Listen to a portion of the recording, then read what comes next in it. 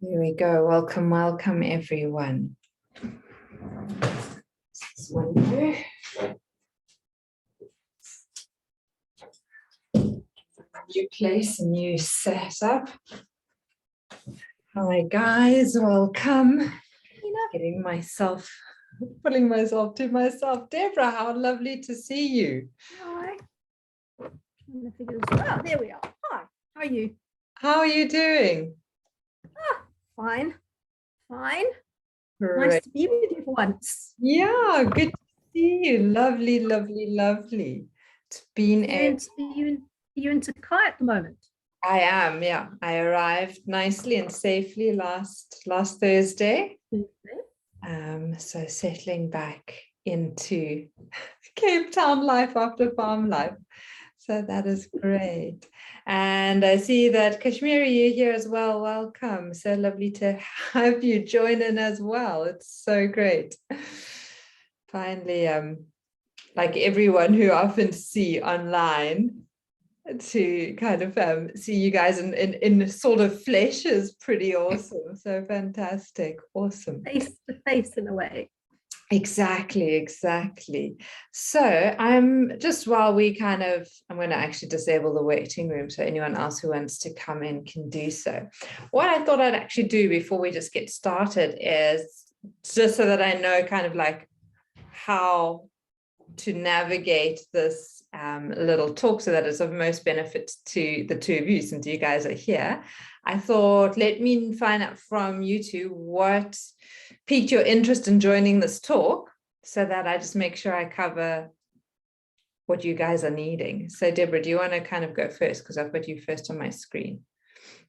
As a traveler myself, I'm always interested in learning more tips on how to travel as stress-free as possible. Fantastic. Okay, great. So I'll then definitely include, make sure that I cover all my tips and just anything extra in there. And Kashmiri, what about you? Anything in particular from your side? Yeah, I think pretty much the same. Love traveling, so always interested to listen to another perspective and pick up something different, something new. Okay. Yeah. Cool. Awesome. Brilliant. Great. Then I think we will just get cracking. And if anyone else joins and they can, what I thought I'd use is I'll just go to my little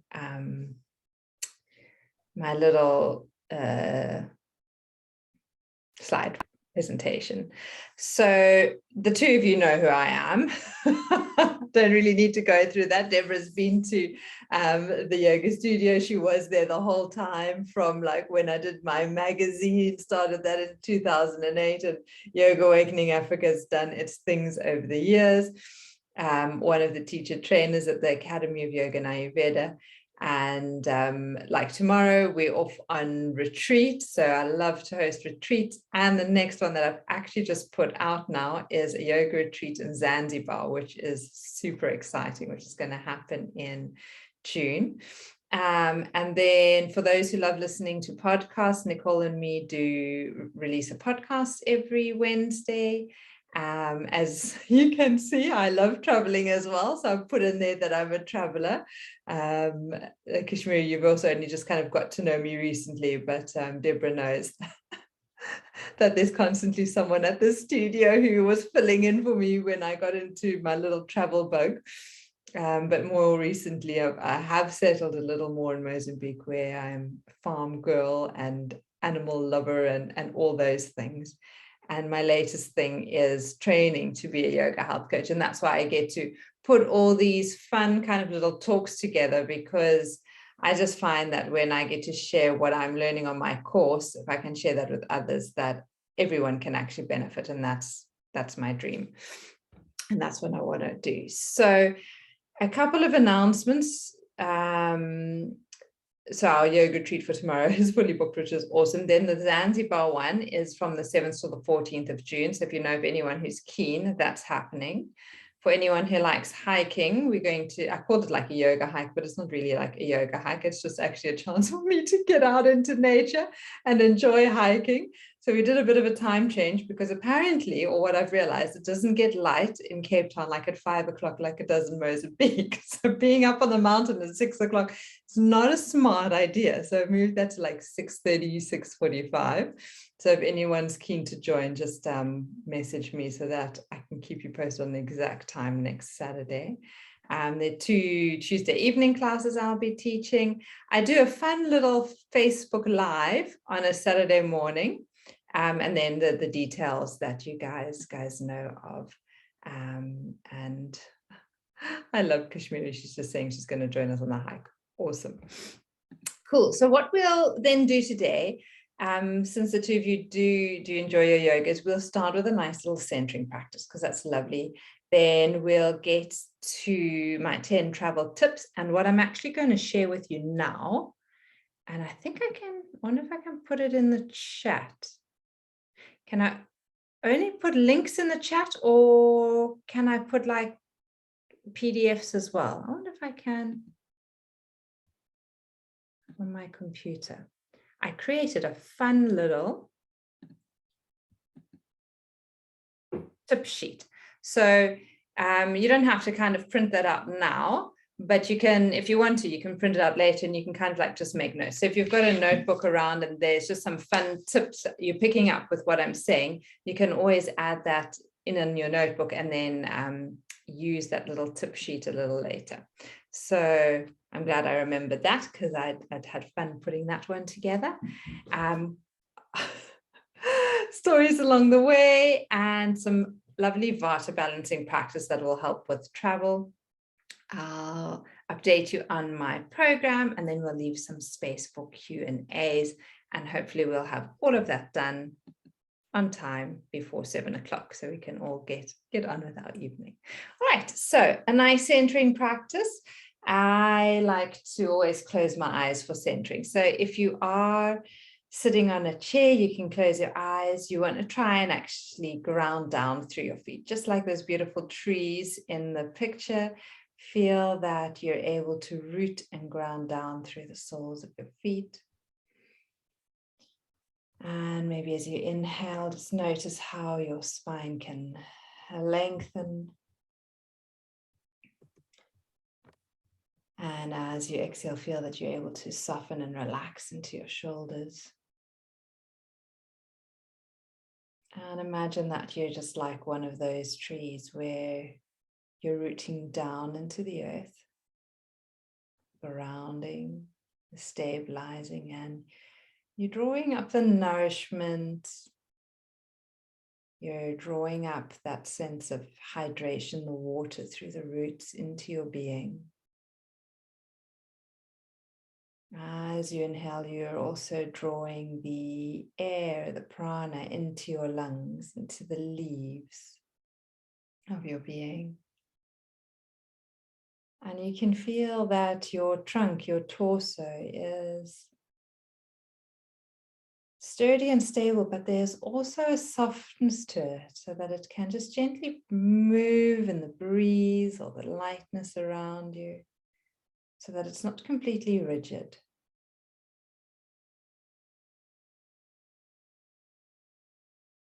And notice how as you breathe in and out,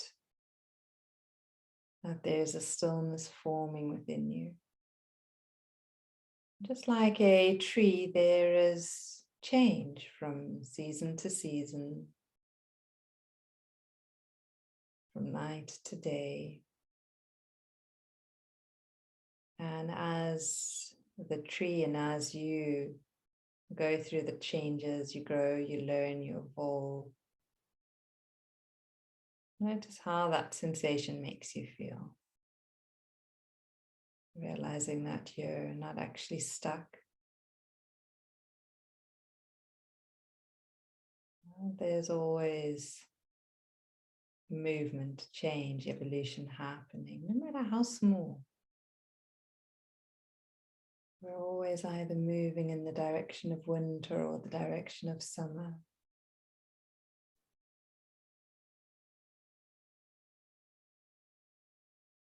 Lovely. Feeling stable and centered, like one of those beautiful trees. You can then slowly allow the palms of your hands to come together as you breathe a bit more deeply. Cup them over your eyes, take a deep breath in, and slowly out. And then blink your eyes a few times. Maybe just look away into the distance for a moment. If you've got a window, look out the window, notice what you can see. If you're not in a room that has a window, maybe just look at a lovely picture. And then when you're ready, you can bring your eyes back to the screen. Lovely. Great. All right. Always so lovely to have a centering and to get settled. So we'll get straight into my 10 tips, and with these tips, I'll share some of my travel stories.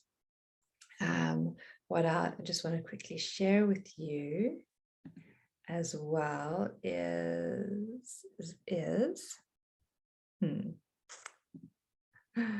haven't opened it yet. Let me just. No, okay, it's not going to do it. Not a problem. I was going to just share that little worksheet that I'd put together, but you guys have that, which you probably will be able to open, and you can always jot a note there or your notepad.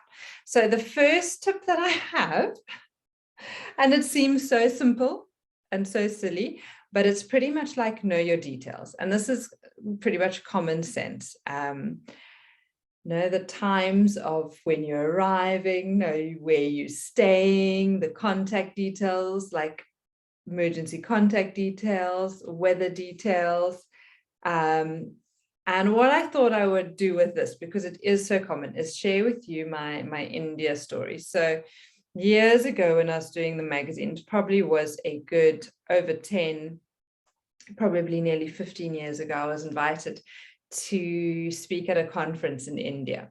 And I was super busy. Deborah would know this, with when I was doing my magazine and when it was kind of publishing time day. It would be hectic. And I had lots on the go, and, you know, getting 2-3 hours of sleep and then up again and getting the soft copy to the printers and. Anyway, so but I really wanted to make this conference and go and speak at this conference. So my dad said he was going to pick me up and take me to the airport. I think the flight was something like at 12, and I needed to be there 2-3 hours before. So like 10 o'clock. He said, no, he's coming at 9. I said, no, Dad, don't come at 9, come at 9:30. I'm, still trying to get the house together. I hadn't even packed. I didn't know what I was doing. And at 9:25, I stopped working on my laptop with the presentation I was putting together. I grabbed a suitcase. I opened my cupboard. I was like, India, it's going to be hot.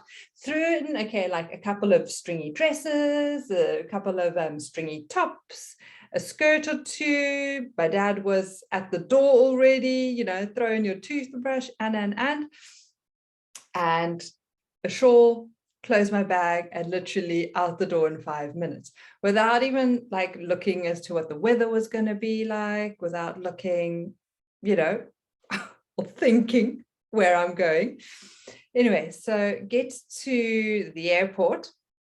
And now I'm still busy on my presentation. So I've got my laptop there, busy working. I have all the details on my laptop perfectly, no problem. I knew where I was going, knew where I was staying, had everyone's contact details.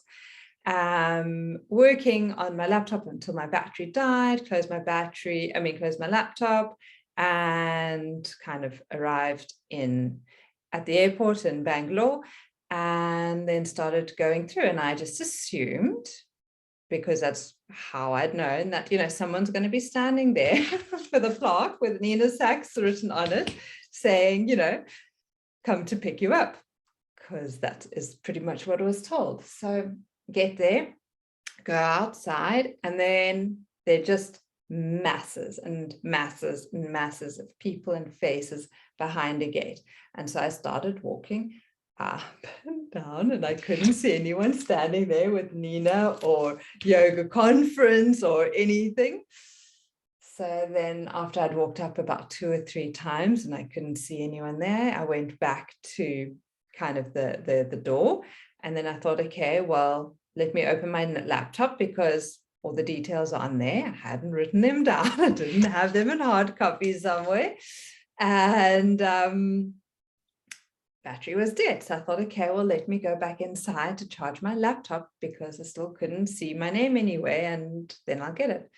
And the security guy was like, no, sorry, you've walked out. You can't go back in.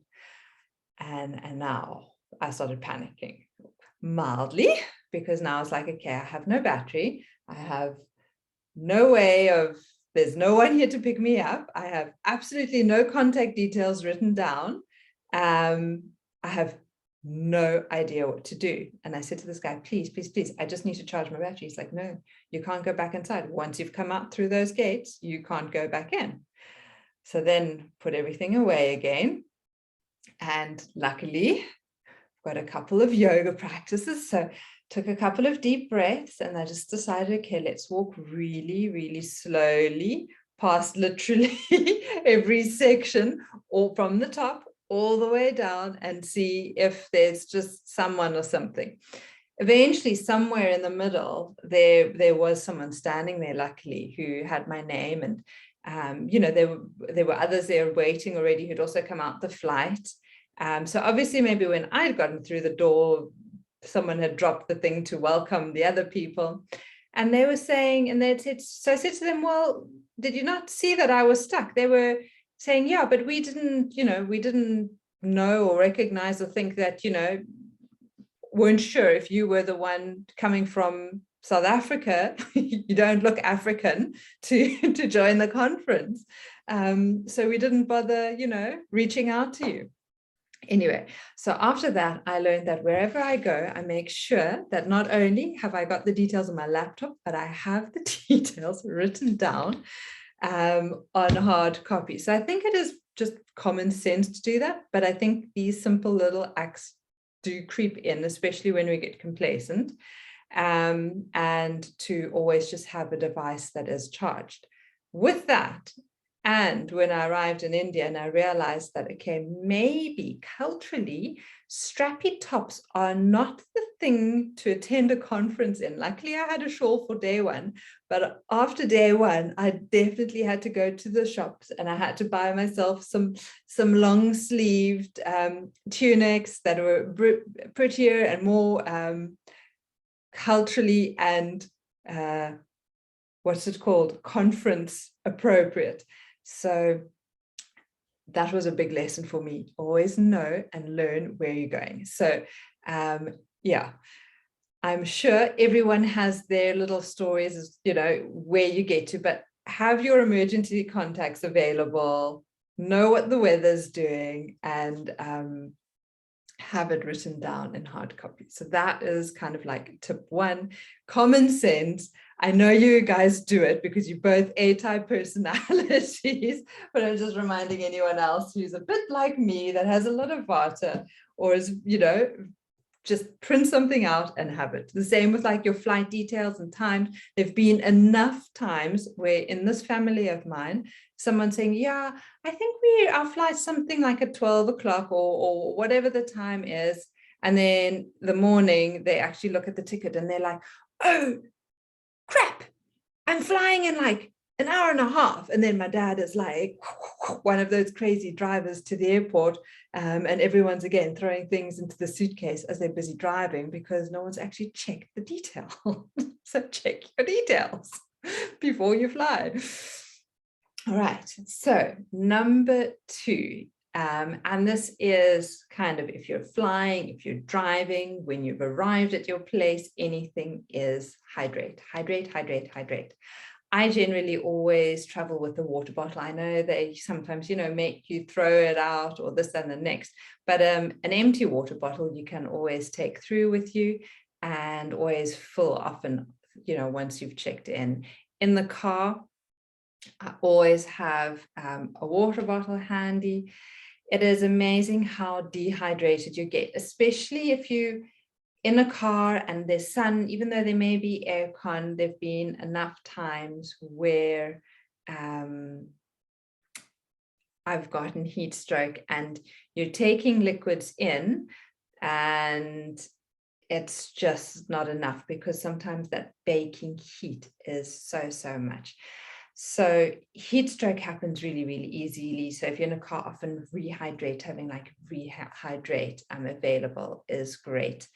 You also want to be able to prevent headaches, and water is the great thing for doing that. I generally always stay away from alcohol in flights because it is just so dehydrating. And the juices as well, because it is just that fake sugar. If you do feel that you do need like a little bit of, if you've got a bit of a sugar low and you need that again, then go ahead, grab some juice, mix it with water, and do that. But my tip number 2 would be, if you don't do anything, hydrate. And also when you hydrate, you're less hungry, which means that you're going to have less chance of like picking up crap food or snacking along the way. So keep drinking all the while. That is going to be my tip 2. Tip 3 is kind of like in our habits course, we call it healthier eating guidelines. And there's a lot that goes with healthy eating guidelines.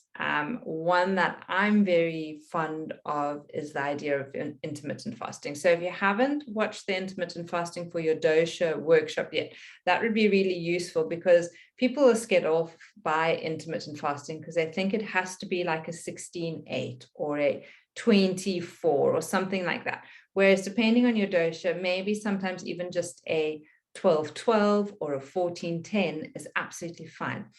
But when you're traveling, or at least when I travel, what I've now recently found is that if I stick to my intermittent fasting hours, it's a lot, I feel a lot better. I feel a lot less bloated. I have a lot less gas.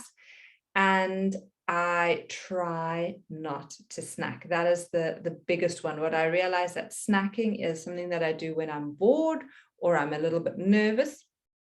And what you rather want to do is, instead of going into snacking, is actually addressing that sensation, taking the time. When you're traveling, you usually,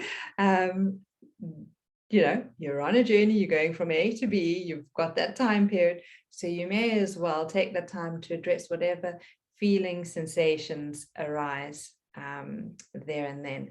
So my tip 3 would definitely be,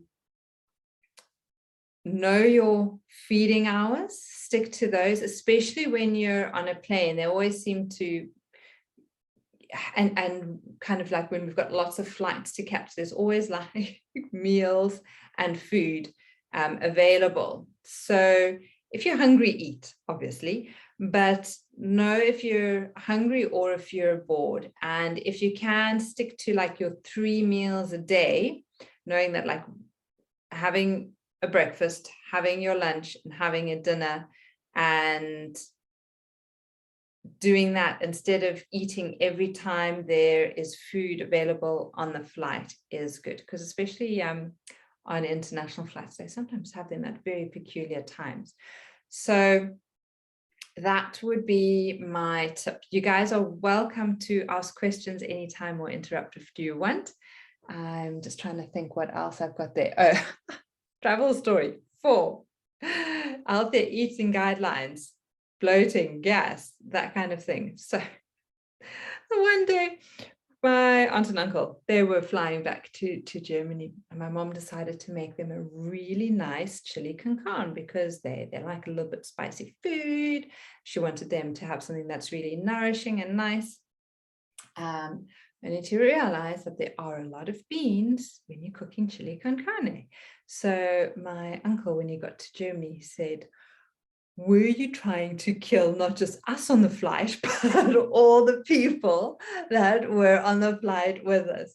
Because they were just saying their tummies the next, on the flight were just going and going and going.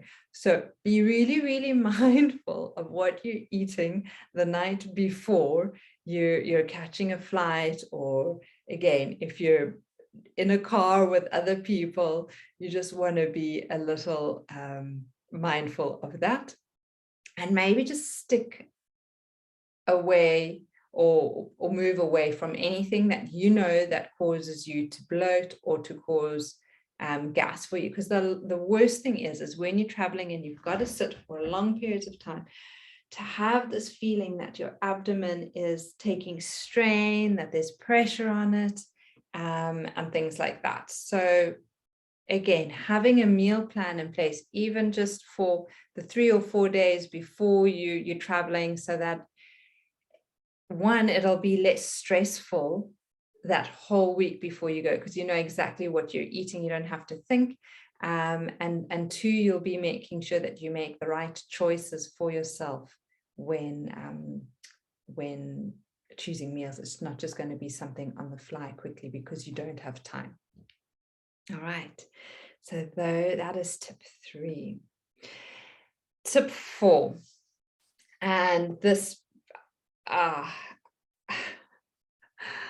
think I've used not as well or extensively as I should have in learning. But when I went like with Nicolette to Argentina, I played a little bit on, what is that app called? Duolingo, to learn a little bit of Spanish.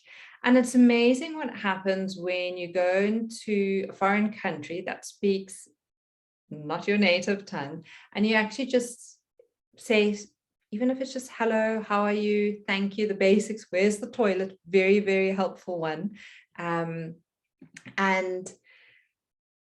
that is, I don't know, I find that people then relate to you a lot more willingly in English, because most people can speak English, but if you just go in with this like, what is this and what is that, and you know, you're going in there with a bit of not just attitude, but kind of like, you know, we're not speaking English, instead of, you know, whatever language it is, we're just going to give it a go, and even if I screw it up really badly, it doesn't matter, I'm still trying, because people really appreciate the fact that you're trying. And when you're showing that you're trying, they're more likely to help out, because usually that's what happens when we're struggling with something. It's natural instinct for humans to want to help. So if we come in and we're trying to be polite and ask questions or whatever the story is, into our foreign language, in their native language, I definitely feel that one creates a better rapport, and things just go a lot more smoothly. There are people really willing to help you a lot more. So that would be one of my tips, my tip number 4. So my tip 5. And again, this is no matter if you're flying or traveling by car, no matter how long the distance is, but moving from a point A to a point B, when there's movement, it's related to the air and the ether element. So wherever there's movement, there's air and ether, which means that the vata in us is being maybe activated, maybe being kind of pushed to its limits a little, maybe a little imbalanced. So generally for those who have high vata, will notice that they get kind of out of balance more quickly than the other doshas. The pittas may find that if there is a lot and excessive traveling or movement, that they can get quite angry and quite aggressive. And the kappas are usually, so for those who've got a lot of like earth and water in them, they're usually the most stable, and they can navigate traveling the easiest without ending up kind of, you know, like with headaches and any flare-ups that they may have. They're usually the most sturdy when it comes to travel. So if you're noticing kind of any of the vata imbalances that arise, is that you want to stick to the 3 R's that help to settle vata, and those are rest. So if that means that you're not the driver, if you're the passenger, seeing if you can get maybe a little bit of shut eye throughout the drive. If you're flying, to see if you can even just rest. So you're kind of not active, you're not watching movies, you're not listening to stuff, you're not reading, you're kind of more going into that quiet meditative space. You're trying to sleep a little, or when you get to your destination, you really want to take time out and get the rest in and get yourself back into routine. So rest, regularity, routine, because when you're traveling, there is so much up and down. Usually regularity goes out the window and routine goes out the window. So when you arrive somewhere, you really want to try and see if you can form a routine that is going to work for you. So your eating times may be different than they are from home, but see if you can kind of get to regular eating times. They can be different to what you're normally used to, but you want to start creating some of a routine. And that's again where the 10 habits come up, where you always want to try and have an earlier, lighter dinner. And if that's not possible with who you're with or where you are, at least try and make dinner lighter, or maybe you're skipping dinner altogether. That's what I do a lot here when I come to visit the family, because they're very big late eaters and it just doesn't work for me anymore. So I pretty much cancel dinner. I sometimes have 2, or maybe dinner I have at like 5 o'clock and it's just a little bit of a salad by myself. I still join everyone when they're having dinner. I'll have my little tea or a glass of water and we connect and we communicate. So they're definite ways of being able to get into routine and regularity, even when you're traveling. Early to bed has always been a big one for me. So especially if you've just traveled the first couple of nights, you want to make sure that you don't have, like, if you can, no big parties happening then, just so that you can recover. Again, if you've got more sturdiness and stability in you and you're not disturbed by travel much, you're probably able to push the boundaries a little bit.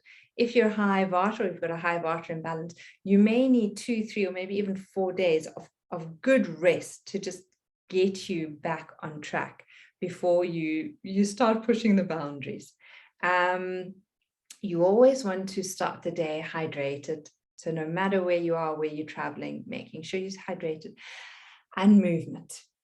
Big one. And I know Deborah's a big walker, runner, so I know movement's a big thing. So I know when Deborah's out traveling, that is probably like a big thing that, you know, she's doing and makes sure as possible, and which we all actually need to want to do or be sure that we're doing. So even if you've only got a little space for your yoga mat, to do a couple of salute to the suns, if you can get out somewhere, if you're by the beach, going for morning walks, whatever it is, but you want to be moving for 20 minutes, just especially after flying, to kind of get the joints moving and grooving. There's nothing worse than being stuck and heavy and just stiff. So my travel story for this one, and because movement's such a big one, my very first yoga teacher, Yoka from Musenberg, she's passed now, but she was fantastic. It was hilarious. So this story must be at least probably close to 30 years, probably, no, not 30. How old am I? 40, 10, 20, probably, yeah, a good 20 years old. So airplanes then were a little different. Anyway, the way she tells the story is that, you know, so this was also when yoga was very new. So she would always, when she was flying back to the Netherlands, you know, she would always be walking around the plane and like they say, you know, do your wrist circles and your ankle circles and your shoulder circles and And one day she went, and where the emergency exit doors are, she wanted to do like what we do, like the tabletop position or the downward dog against that. And she was pushing against the emergency door. And she said, this lady that was sitting on the chair in front of her went up to her, please, please, please, please, don't push the door. I'm scared that, it's going that you're going to push it open. We're all going to fly out of here. So whenever I think back of her and traveling, that story comes to mind, because it must have been so hilarious, just thinking like, no, there are safety latches on this and everything, and me just pushing against it, doing a little bit of a downward dog is not going to open the door. But again, these little stories are kind of like what remind us to keep moving, especially when we're in planes. If we're driving, to take those stops and kind of, our pee break stops, and when we do that, to stretch, to swing the arms, whatever you need. Sometimes Craig and me, because we do a lot of long distance driving, we're standing on the side of the roads and doing like jumping jacks, like 10 jumping jacks, just to get the energy up and going. So people, I think, drive past us and they think we're nuts, but kind of you want to get the prana and the air into you. So no matter how ridiculous you're looking, make sure that you're moving and grooving. So the other thing that I just wanted to bring in here, because I'm just checking on my notes, is this idea of grounding. So especially when we're flying, and especially when it's long distances.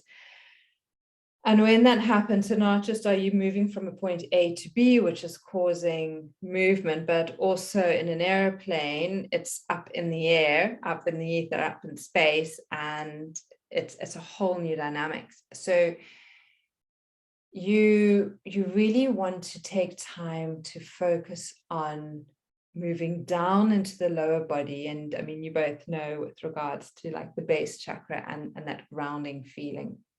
And often, we get to ground with nurturing foods, which is quite difficult when we're flying. And another way to do that, obviously, is movement in the hips. And then to focus on, like we had earlier, like our trees, just visualizing a lovely tree, doing meditations like that. Often we want to get out of kind of like the head space, the eyes, the focusing on one thing. So, if you do feel that you need to watch a movie, like make it one movie, so that you're not overwhelmed, that there's not too much. Really trying to close off the senses as much as possible. And we're actually going to get to some of those now. So the idea of really taking time to just ground and to breathe into the earth is so important. Right. The other tip that I love, and this is also one of the habits, is Abhyanga self-massage. And this is definitely what I do, and that I do a lot of. So in the mornings before I fly or we travel, or if I'm going to town and we've got an hour's long drive, I will do quite a firm, either if I don't have oil, it'll just be like a dry brushing or a rubbing. Generally, I love oil, so I'll be lathering up in oil. Traveling and especially flying is very, very drying, with the lack of air circulation and stuff. So if you can put a layer of oil on you, because oil is able to absorb into your skin much better than lotion, it also creates like a little bit of a protective film. So I lather up with a lot of oil. Normally I do an oil massage and then I'll jump into the shower and just let the water run off. But often when I'm actually flying or traveling, I'll do my oil massage after showering, and so that it can just absorb. The other thing that is super beneficial for vatas is just before you fly, as a foot massage. And this is one of those things that like I need to be writing down on my list, because this is what I forget all the time. If you can take like a little bottle and you put a little bottle of oil in there, and you literally just rub it on the soles of your feet before flying. You put on your travel socks, and you do that, you know, when you're in the airplane or when you're in the car, whatever the story is. I definitely do that. So what oils to use? Good question. Pretty much whatever you can get your hands on. So for me, pittas, for them, it's great to use like coconut oil. That's very easily accessible. What is very, very nurturing and nourishing is sesame oil. What I have at the moment here is it jojoba oil or almond oil? But literally any base oil that you can get your hands on is great. Sesame oil will be the best for vatas, especially with traveling, because it literally permeates through the 7 layers and goes into deep nourishment. And if you don't really like the smell, you add a little bit of essential oil. I've got orange blossom here, and I've got rose geranium at home. Those are just kind of scents that I'm enjoying at the moment. And yeah, you can definitely play around with it. So those are good oils. Nice question to use. And if you don't have any of those in your cupboards, don't stress, just go grab your olive oil. Works fine as well. Put a little bit in a little bit of a jar, pop some on the soles of your feet before you fly, or when you're in the car, pop the socks on, and that is a super grounding practice. And if you're not sure if it works for you, or you want to test it out, do it at night before you go to sleep, and just see if you're able to sleep better at night if you give yourself a foot massage. So you don't even have to wait till the next time you travel to give yourself your feet a little bit of an oil massage to see if it works for you or not. And the other thing is then to pop some oil in your nostrils, and you can even do your ears as well. It's one of kind of like the 6th sense care that we do in the habits, where we really want to take care of all our 5 sense organs. And again, popping the oil in the nostrils, especially when you're coming into contact with a whole load of other people, or the air is really dry, it just keeps everything beautifully lubricated and smooth. So again, beautiful to just pop a little bit of sesame oil in your nose. In yoga or in Ayurveda, we've got the practice where we do nasya. So you kind of like sniff, or they call it sometimes snorting oil up your nose.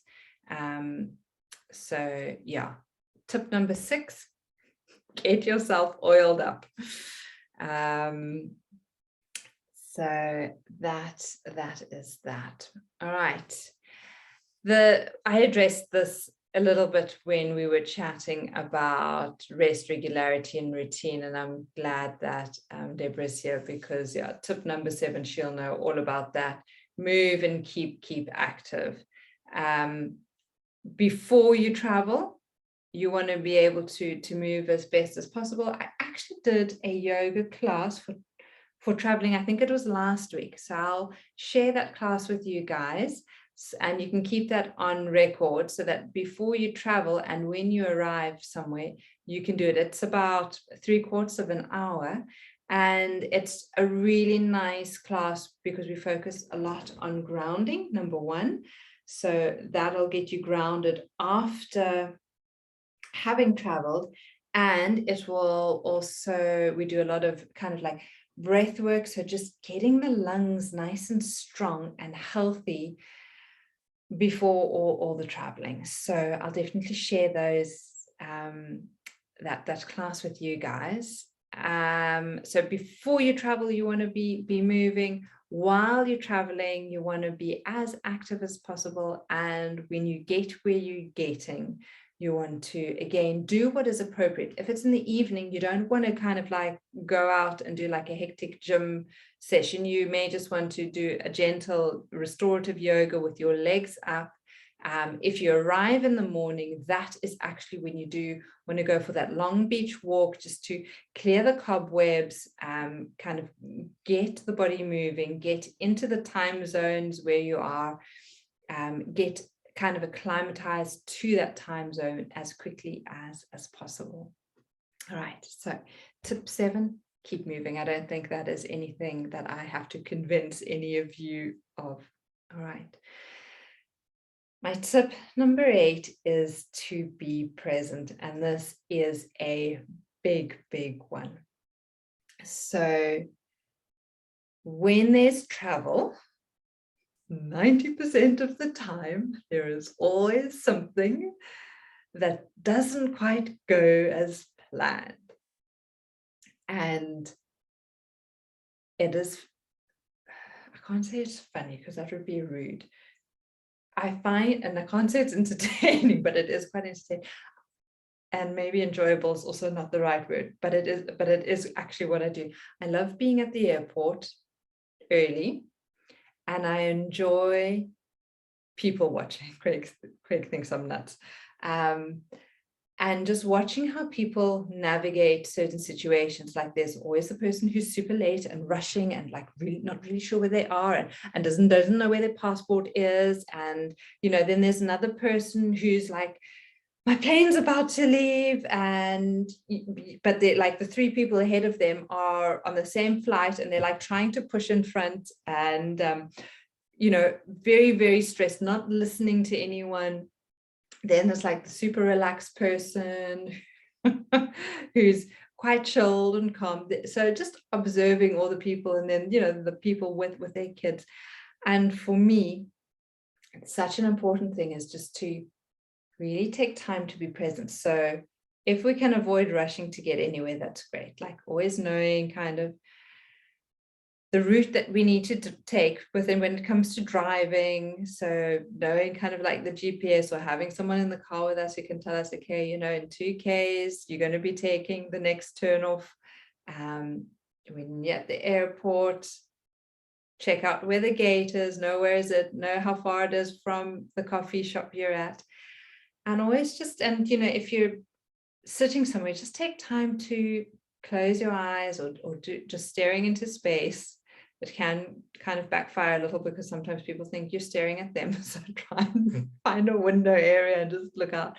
But try to center, try to breathe. And if you can, you kind of go into that, you know, gentle, quiet meditation space. Because when you're in that space, you're not going to get caught up by, oh, there's a gate change and now everyone's rushing, you know, to the new gate. And, you know, now I'm stressed and now I'm running and rushing too. You just are able to move at a fast pace, but without any of that added stress or anxiety. So, and this is not like a tip that you just do once, like kind of like, okay, I've arrived, I do it, I've done it, tick box. It's kind of like something that I do regularly throughout my travel journey, depending on how much I can sense that I need it. So where there is a lot of disruption and confusion, I try and get centered a lot more often. Where it's actually a smooth travel journey, I won't be doing it as much. But always bringing yourself back to center. And to me, I find that this is actually how I met Craig. That's why I love this tip, because we were in Dar es Salaam and our flight was cancelled. Not just postponed, it was just completely cancelled. So they had to get us onto a new airline, and there was a lot of humming and ahhing, and I was kind of like the first one in line, so I assumed that I was going to be the first one out, but everyone who came behind me, they all kind of got flights booked for them, and it was just me who was stuck without one. And I couldn't quite understand this, and it was all going down bribery and corruption route. But that's when kind of like Craig came in and came to my rescue, and that's how we got talking and got to know each other. And to me, that's where I was very present. I knew in myself what I wanted, where I was. I wasn't getting frazzled by all the stuff that was being disruptive. So that is a big tip. When you're able to be present, things actually just shift and move, and you sometimes just meet the right people as well. So, or the right person. Cool. My tip number 9 is a lot to do with dietary needs and dietary requirements. There's, so many of us, some of us are gluten intolerant, some of us are vegetarian, some of us are vegan, some of us are keto, some are paleo, some can't do dairies. There's so much. And what I find is always challenging for hosts is that when we say, kind of, they ask for anything and we feel say, oh, it's fine, I eat anything, or don't worry about me, I'll sort myself out, or leave things out. And sometimes when we just actually able to communicate with clarity, it can be super helpful for a host or a hotel or where we are to know that, okay, these are the things I don't eat. Not to stress. If you need some help, maybe like, here are 3 super easy recipes that I regularly do. And if you either want to, have the ingredients on hand, I'll happily cook them for myself. Or, if you'd like to cook these for me, that would be great. So sometimes by just giving a bit more direction and being helpful in the sense like, here's a recipe, this works for me, you can do this, or I can cook this when I get there, can be very, very helpful for hosts and or places where you go. The other thing is, when you're traveling a lot, is pack what you need. So if you know where you're going, and on the travel journey, or the places that you're going to be staying aren't going to be having the food that you need, make sure that you take out the extra shoes and clothes out of your suitcase and pack the nuts or the green smoothie powder or whatever it is that you're needing to have on board. When Craig and me were living in Tanzania, we had a lot of traveling that we were doing. And the one local hotel we were staying at, you would get stale white bread with congealed eggs, margarine butter, and lukewarm kind of like water for tea or coffee. And it was just terrible. So we also knew that traveling in Tanzania, you have to make sure you eat a lot of kind of fried things. You don't want to have any fresh food because you don't know how it's been prepared. So we would always know that, okay, we would order a omelette, because at least that would be kind of like made right there. It wouldn't be like these scrambled eggs that have been sitting on the table for the last half an hour or so. And everyone's had travel stories where they've seen these things. So know where it is, and always just have some backup plan ready for yourself. So that would be my travel tip number 9, with where you're going, share what you're needing, and be helpful in that sense. Sometimes we think it's being rude by saying to someone, here's a recipe, something very random to do. But if someone were to come to me, like on a farm where it's very difficult for me to get resources, if I knew in a week advance that this person doesn't eat this, this, and this, or this is a recipe that they like, I know that I can go to the shops, get those things.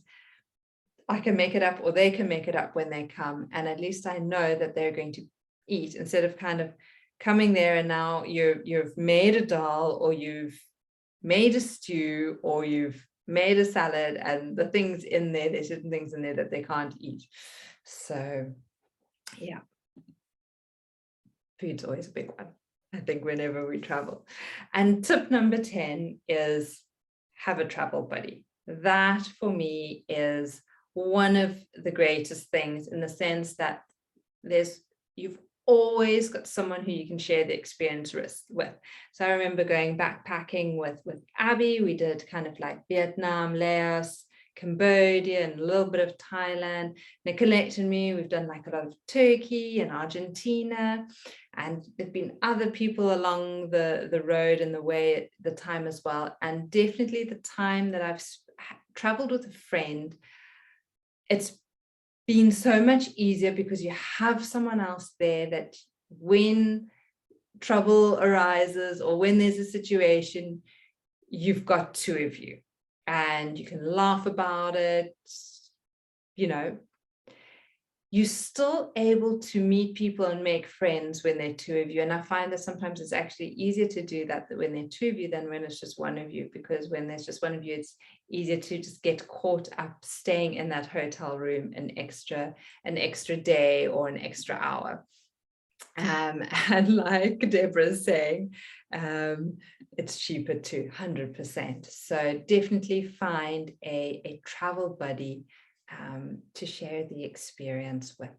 I'd put it here. So that's, you can see there kind of like the little tip sheet that I had.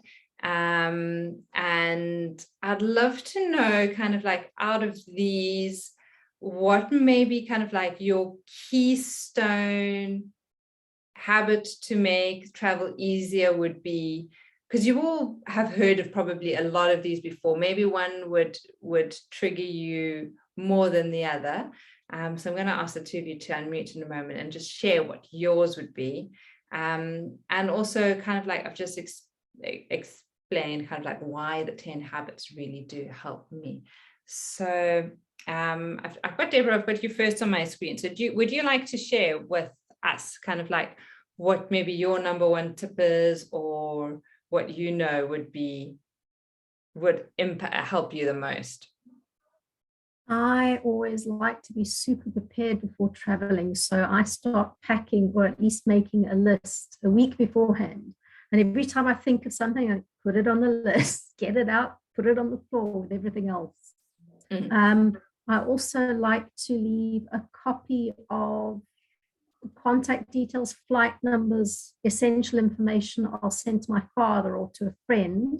I'll take photocopies of passports, visas, anything like that. So I'll have the originals in my hand luggage and copies in my suitcase. So if my hand luggage gets nicked, at least I've got a photocopy of my passport to take to the nearest embassy and say, this is who I am. They sort of keep me sane at the start of the trip at least. Yeah.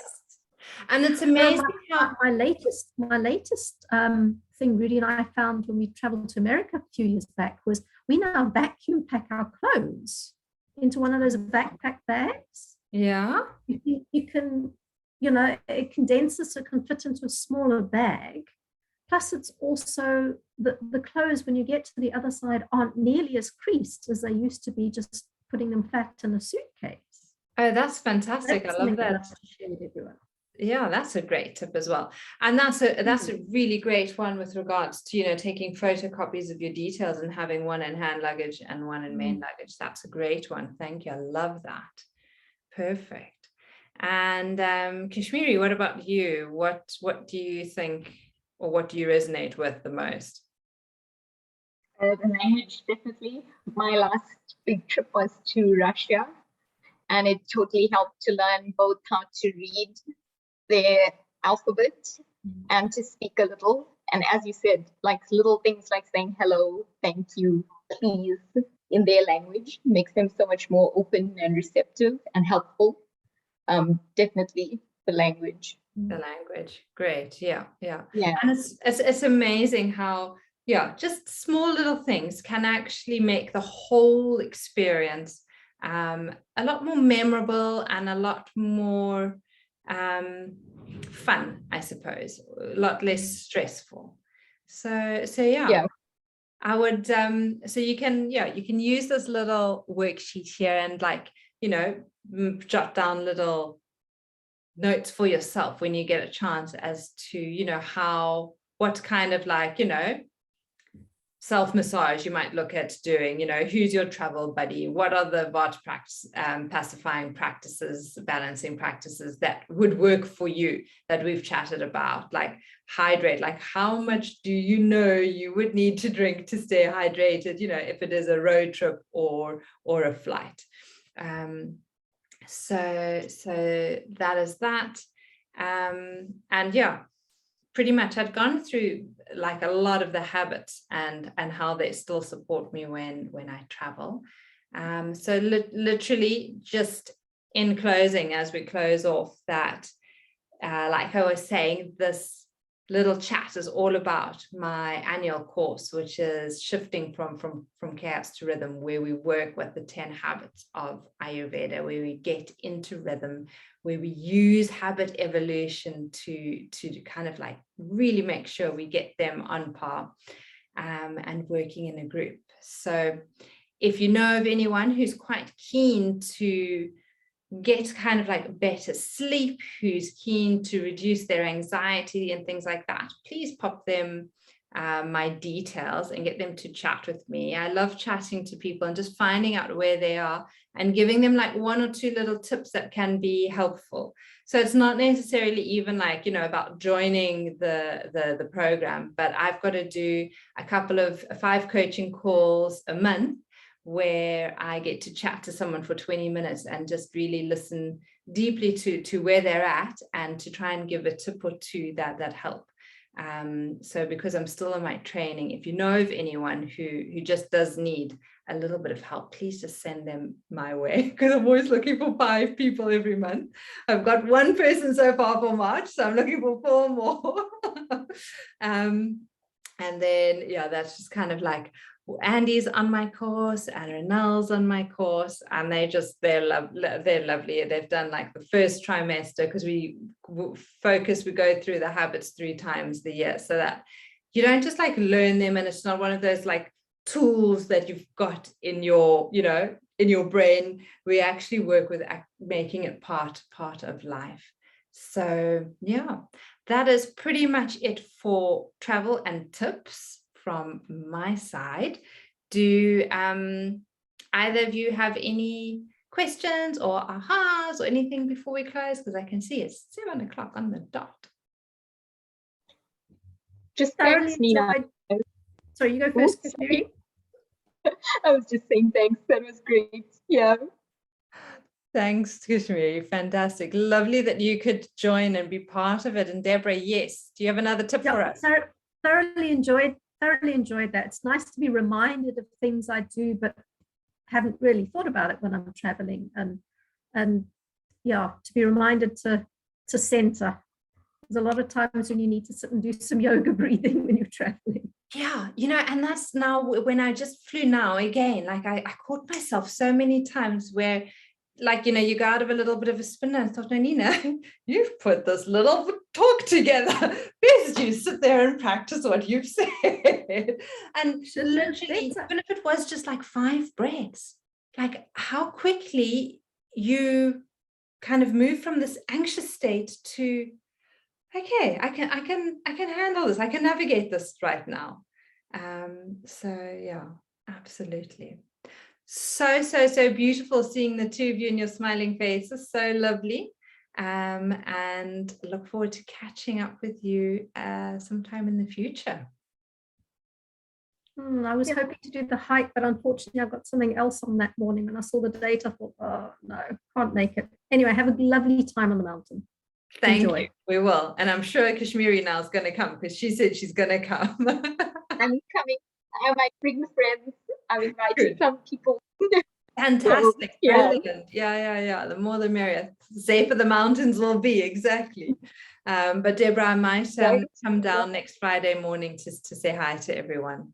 In Colleen's class. It'd be nice to see you. Yeah. It's been a long time since you gave a yoga class to me.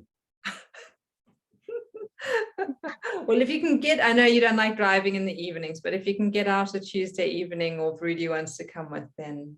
No, it's not that. It's family time and chores and duties to do. So evenings generally aren't good for me. So he's away now. So I have a free evening. So we never know. We stop recording. Cool, guys.